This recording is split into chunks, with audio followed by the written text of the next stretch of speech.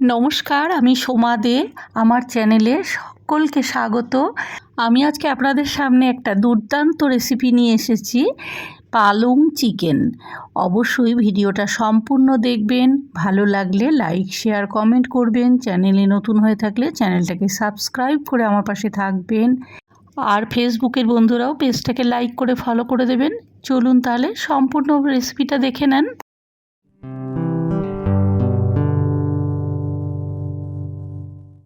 এখানে একদম ছোট ছোট সাইজে চারা পালং নিয়েছি। এই চারা পালংটা দিয়ে আমি পালং চিকেন করব। অসাধারণ টেস্টফুল, খুবই হেলদি একটা রেসিপি। দেখতে থাকুন রান্নাটা। পালং চিকেন। পালং শাকের গোড়াগুলো ফেলে নিয়ে এবার আমি এটাকে ভালো করে পরিষ্কার করে ধুয়ে সেদ্ধ করে নেবো। একটু সেদ্ধ মানে জাস্ট একবার ফুটবে অফ করে দেবো, এইরকম সেদ্ধ করব। বেশি যদি হিট দিয়ে সেদ্ধ করে ফেলি তাহলে কিন্তু পালং শাকের এই গ্রিন কালারটা নষ্ট হয়ে যাবে। এরকম ছোট ছোট চারা পালং নেবেন। পালং দিয়ে যে কোনো রেসিপি করার সময় পালং চিকেন বা পালং পনির অবশ্যই এরকম একদম ছোট ছোট সাইজের পালং শাক নেবেন, তাহলে খুব টেস্ট হয়, খেতে খুব ভালো লাগে। পালং শাকটা পরিষ্কার করে 3 বার 4 বার করে ধুয়ে নিয়েছি।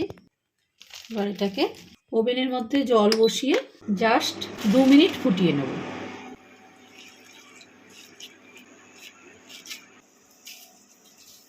ছোট চামচের হাফ চামচ একটু লবণ দিয়ে দিলাম।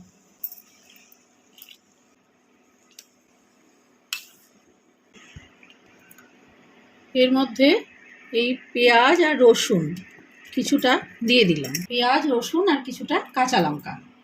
পেঁয়াজ রসুনটা দেওয়ার মানে হচ্ছে পালং শাকটায় সম্পূর্ণ পেঁয়াজ রসুনের গন্ধটা ধরে যাবে, তাহলে আর পালং শাকের যে একটা কাঁচা টাইপের গন্ধ বেরোয় সবজির, সেটা বেরোবে না। পেঁয়াজ রসুন আর কাঁচা লঙ্কাটা এই জন্য দিয়ে দিলাম।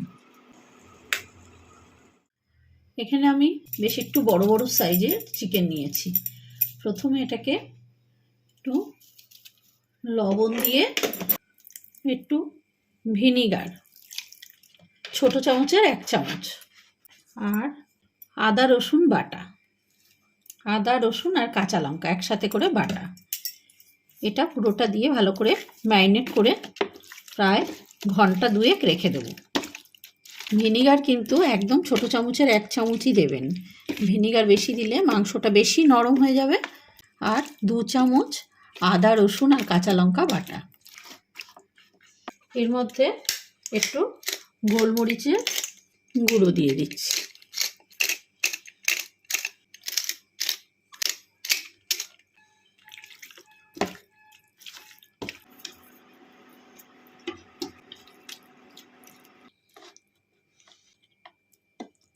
ম্যারিনেট করে এটাকে প্রায় 1 ঘন্টা মতন রেখে দেবো, তারপরে রান্না করব। ফুটে উঠেছে, জাস্ট 1 থেকে 2 মিনিট রাখার পরেই এটাকে অফ করে দেবো। হয়ে গেছে, এটাকে অফ করে দিলাম। অফ করে এটাকে সঙ্গে সঙ্গে আমি একদম ঠান্ডা জল দিয়ে ধুয়ে নেব। যদি বেশিক্ষণ এরকম গরম জলে রাখি তাহলে কিন্তু পালং শাকের কালারটা চেঞ্জ হয়ে যাবে। সেই জন্য সঙ্গে সঙ্গে ঠান্ডা জল দিয়ে ধুয়ে ফেলবো, যাতে পালং শাকের কালারটা এরকম সবুজ থাকে। এবার এটাকে একদম বরফ ঠান্ডা জল দিয়ে ভালো করে ধুয়ে নিতে হবে। আরও 2 বার 3 বার আমি এরকম ধুয়ে জল ঝরিয়ে এটাকে তুলে রাখবো, একদম ঠান্ডা জলে ধুয়ে। আমি প্রায় 3-4 বার একদম বরফ ঠান্ডা যে জল হয় সেই জলে 3-4 বার ধুয়ে এটাকে জলটা ঝরিয়ে নিচ্ছি। এটা পুরো জল ঝরিয়ে একদম রেখে দিয়েছিলাম, একদম ঠান্ডা হয়ে গেছে। এবার এটাকে মিক্সির সাহায্যে বেটে নিচ্ছি।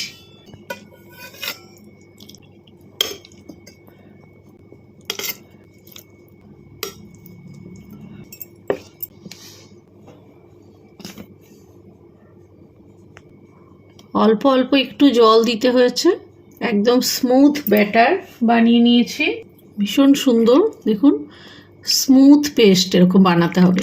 আর কালারটা দেখুন, শুধু একেবারে ডিপ গ্রিন। হোয়াইটের পাশে থাকলে গ্রিনটা বোঝা যাচ্ছে, কেমন গ্রিন দেখুন।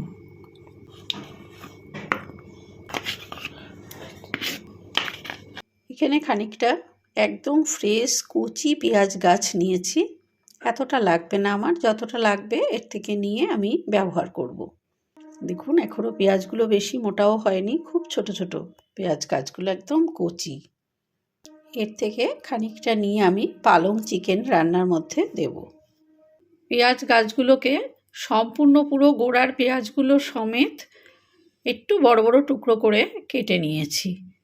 এগুলোকে ভালো করে ধুয়ে মিক্সির সাহায্যে একটা পেস্ট বানিয়ে নেব।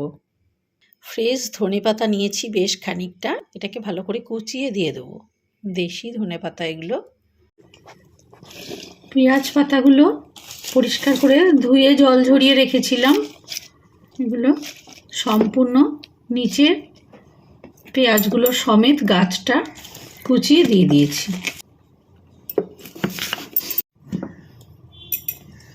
খানিকটা বাটার পরে এর মধ্যে ধনেপাতাটা দিয়ে দিলাম।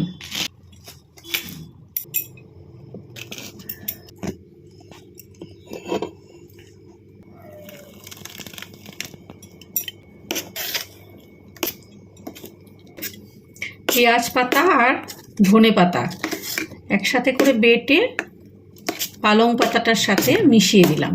যে পালং পাতা বাটাটা ছিল সেটার সাথে মিশিয়ে দিলাম।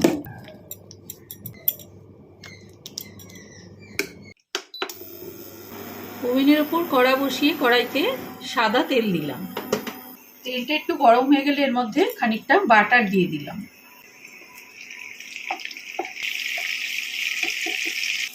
বাটারটা ভালো মতো গরম হয়ে গেছে, চিকেনগুলো ছেড়ে দিচ্ছি এক এক করে।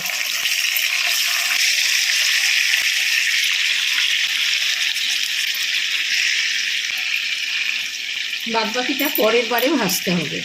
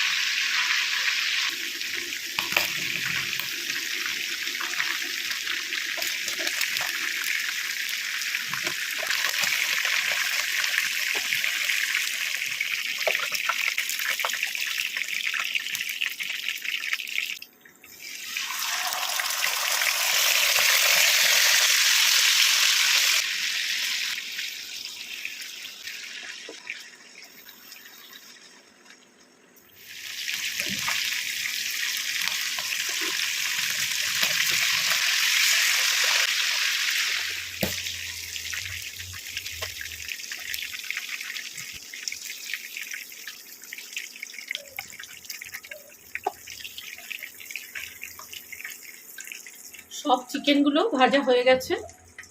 চিকেন ভাজা তেলটার মধ্যে অল্প একটুখানি সাদা জিরে,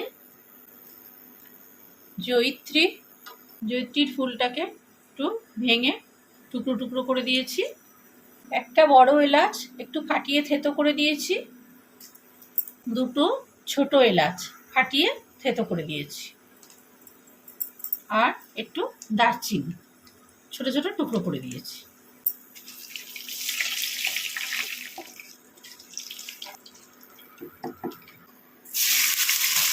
বড় সাইজের দুটো কুচানো পেঁয়াজ,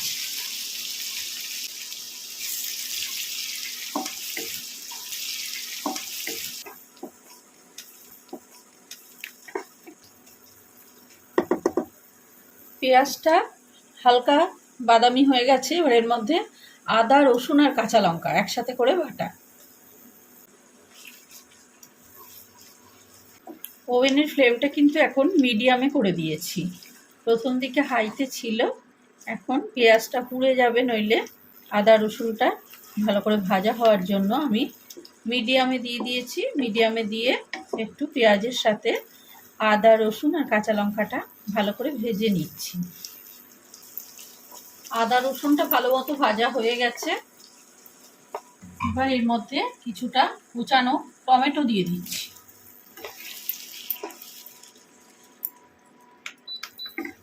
ফ্লেমটা এবার হাইতে দিয়ে দিলাম টমেটোটা ভাজা হওয়ার জন্য।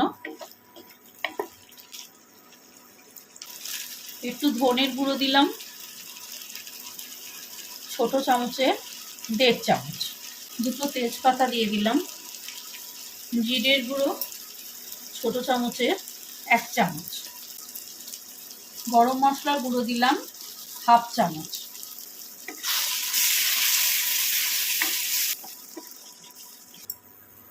লবণ দিলাম ছোট চামচের 1 চামচ,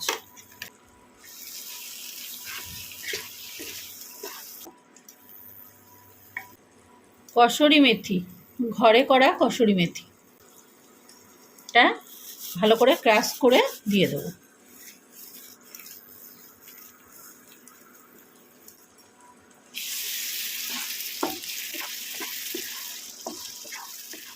হয়ে গেছে মশলাটা কষানো।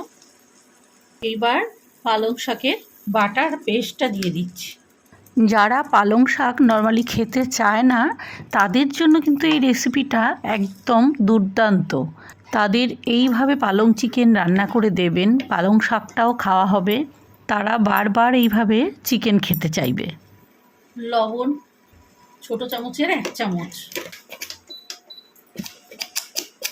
এই সময় ভীষণ কিন্তু পালং শাকটা ছিটবে, একটু ঢাকনাটা ব্যবহার করবেন। চিনি,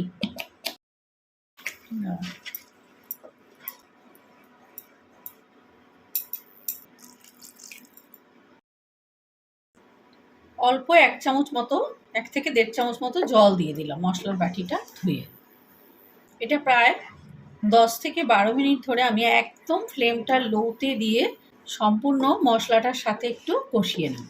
এটা কিন্তু নাড়তে হবে, নইলে ছিটে ছিটে সারা গায়েটায় ভরে যাবে একদম। ফ্লেমটা বাড়ানো যাবে না, বাড়ালে সবুজ রঙটা নষ্ট হয়ে যাবে। একদম ফ্লেম লোতে রেখে এটাকে 10 মিনিট মতো কুক করে নেব। এটা ঢাকা দিয়ে দেব, ঢেকে দিলাম। ঠিক 10 মিনিট পরে আমি ঘুরে এসেছি। দেখুন পালং শাকটা থেকে কীরকম তেল ছাড়ছে। পালং শাকটা ভালো মতো কুক হয়ে গেছে। এবার এর মধ্যে ভাজা চিকেনগুলো ছেড়ে দিচ্ছি।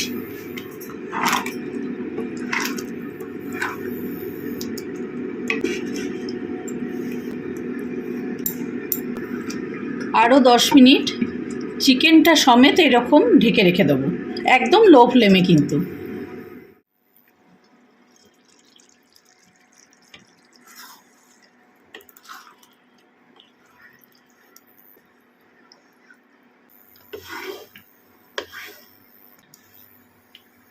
এই সময় অবশ্যই নুন মিষ্টিটা চেক করে নেবেন।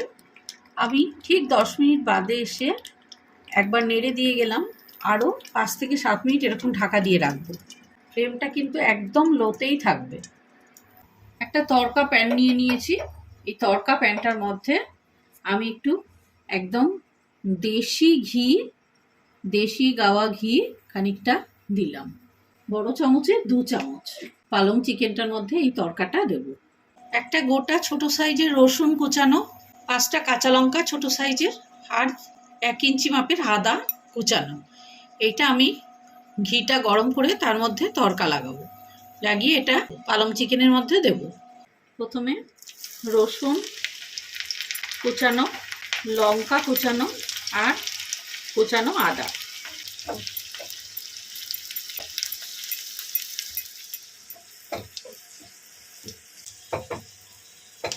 গ্যাসের ফ্লেমটা কিন্তু একদম লোতে দিয়ে দিয়েছি। লোতে দিয়ে রসুনটা, লঙ্কাটা আর আদাটা একটু ভালো মতো ভেজে নেব। কাঁচা রসুনের গন্ধটা যাওয়া পর্যন্ত ওয়েট করব।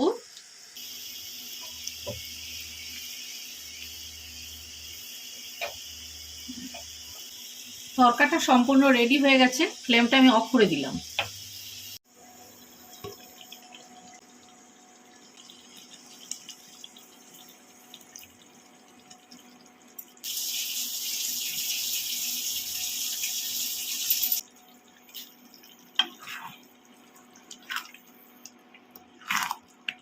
রান্নাটা কিন্তু আমার সম্পূর্ণ রেডি। তরকাটা দেওয়ার পরে আর একদমই ফুটাবো না, ওভেনের ফ্লেমটা অফ করে এবার ঢাকা দিয়ে রেখে দেবো। তরকাটা দেওয়ার সাথে সাথে ওভেনটা অফ করে ঢাকা দিয়ে দিলাম, এই মুখটা বন্ধ করে দিলাম। তরকার অসাধারণ ফ্লেভারটা এর ভেতরে ধরে যাবে, চিকেনের ভেতরে। এত সুন্দর, এত অসাধারণ টেস্ট হয়েছে। আপনি বাড়িতে করে ঠিক এই রেসিপিটা এইভাবে ফলো করে একবার একটু দেখুন।